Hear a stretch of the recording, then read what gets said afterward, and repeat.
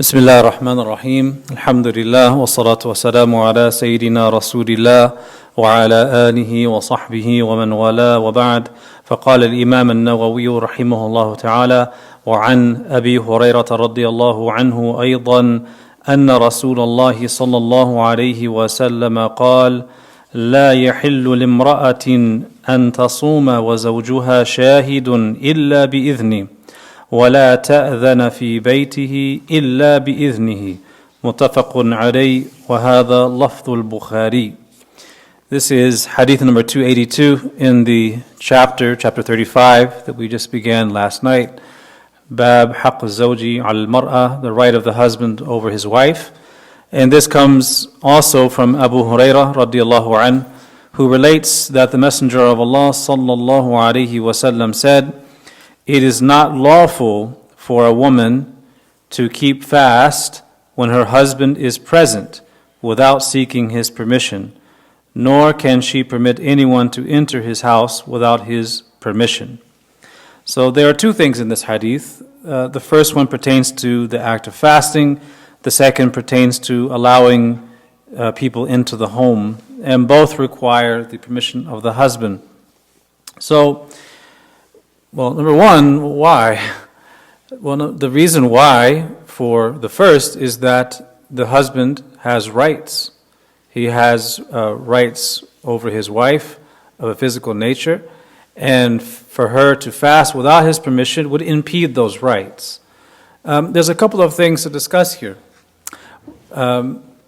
Is this only referring to the voluntary fast, or would this also include the obligatory fast? Yes or no? Voluntary. Would it include the obligatory fast as well? No? It actually does. But not the way you may think it does. When we talk about obligatory fast, are they all the same? They're not. There's many types of obligatory fast. Well, three main obligatory fasts. The first one is what? Ramadan. Number two is, anyone know? So there are four now. Kafara, an expiation. Number three is qada, when you're making up a fast from a prior Ramadan.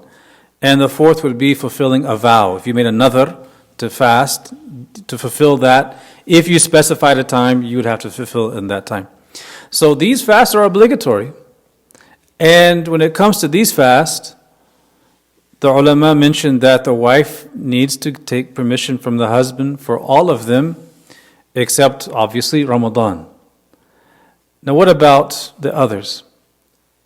The way they explain this is based on a principle in usul and in fiqh in general that looks at acts of worship based on whether they are expansive in their time or narrow in their time.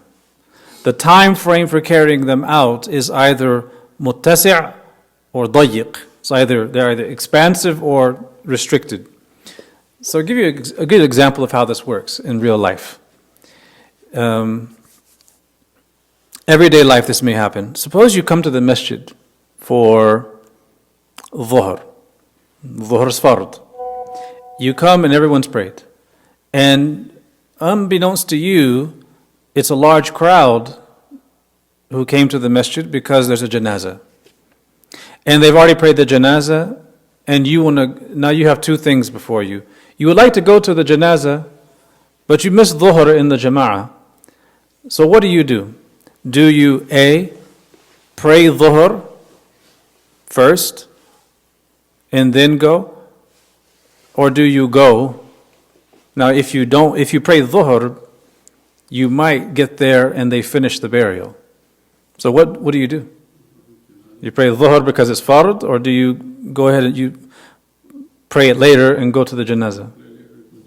Exactly. You pray it later. Although janazah is sunnah compared to the fard, the time for the janazah is dayiq. It's restricted. There's a window of time when it will be finished. If you pray dhuhr, you might miss it. While dhuhr is to some extent muttasi', it's more expansive than the janazah. Likewise in fasting. There are times where making up an obligatory fast is muttasi', there's expansive time. Say Shawwal. You could do it in Shawwal, you could do it in the months after. You have almost an entire year. But what if you're fasting makeup prayers and you have 7 days of makeup and you're in the month of Sha'ban and you're in the 23rd day of Sha'ban, 7 days before Ramadan. Now it's dayiq. It's restricted. It's very narrow. So the ulama will say, with regards to this hadith, if the woman is fasting a makeup prayer, which is obligatory, but it's expansive in time, she needs his permission. Because he has a haqq as well. And she has time to make it up on other days. On the other hand, if she's making up a fast and it's dayiq, it's a few days before Ramadan starts and it's in Sha'ban, she has 7 days of fasting and it's the 23rd, no, in that case, she doesn't need permission. She does the fast, right? They ask this question, the commentators. They say, well, why, if the husband wanted to be with his wife and she's fasting, he could just be with her and that would break the fast, wouldn't it? So what's the point of saying she needs permission? Because if he wanted to be with her, he could just be with her. That itself is a muftir. That breaks the fast on its own, sexual relations. And the answer they gave is very beautiful. They said, because the husband, being this believer, if she begins the fast without his permission, when she's already in a state of fasting, more than likely he'll have some reverence for the act of fasting and will not want to break the fast for her through that.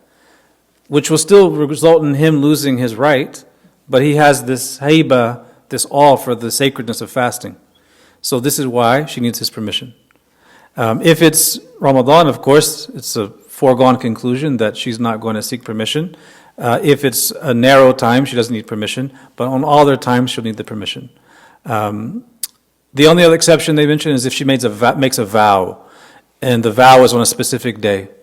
In that case, she made the vow on a specific day to fast, it becomes obligatory. The second part of the hadith, he says, so she doesn't fast while he's present without his permission, nor does she allow into his home anyone without his permission. This is fairly clear, because allowing people into the house, especially if they are not mahram, can lead to great evil. And there's lots of problems that happen when family members allow into their homes people who are too loose in their interactions, and things happen. A principle taken from this hadith also is that any voluntary action, if it results in neglecting the right of another human being, that nafilah, that voluntary act, should be omitted.